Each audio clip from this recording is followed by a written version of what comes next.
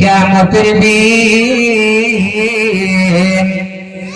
ইবনে আদমকে 5টা প্রশ্ন করা হবে।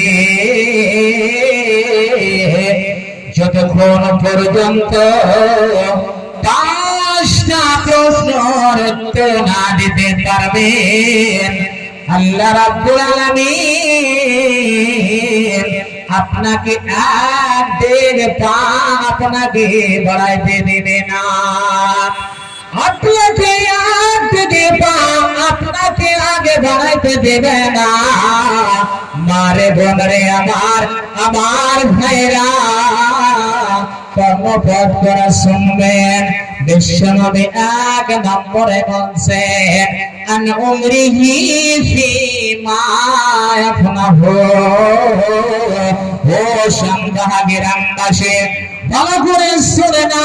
বিশ্বনবী 1 নম্বরে বলেন, আন উমরিহি ফিমা ইয়াফনাহু।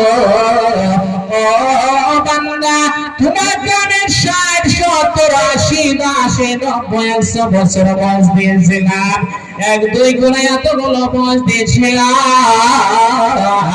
এই বয়সটুকু তুমি কোন কামে লাগিয়েছ?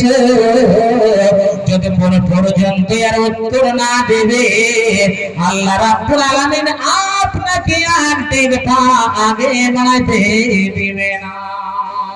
ভাই আমার, এবার বরং কাকে 60 বছর বয়স দিয়েছে, কাকে 100 বছর বয়স দিয়েছে, বিশ্বাসের কোনো বিশ্বাস নাই।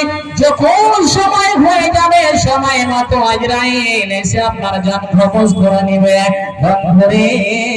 কিন্তু কিয়ামতের দিন আপনাকে যখন আল্লাহ রাব্বুল আলামিন জিজ্ঞাসাবাদ করবে, এ বান্দা, এই বয়স তুমি কোন কাজে লাগিয়েছো? আজকে 80-90 বছর বয়স হয়ে গেল আমার বুজুর্গ ভাইদের, ও নানা দাদাদের বয়স হয়ে গেল, এখনো খানে রগড়াইছে, এখনো বিড়ি পান করছে, এখনো সিগারেট পান করছে, এখনো আর হোশ হয় না যে আমি এখন কবর দিকে চলে গেছে। আমার বাঁচার কোনো উপায় নাই।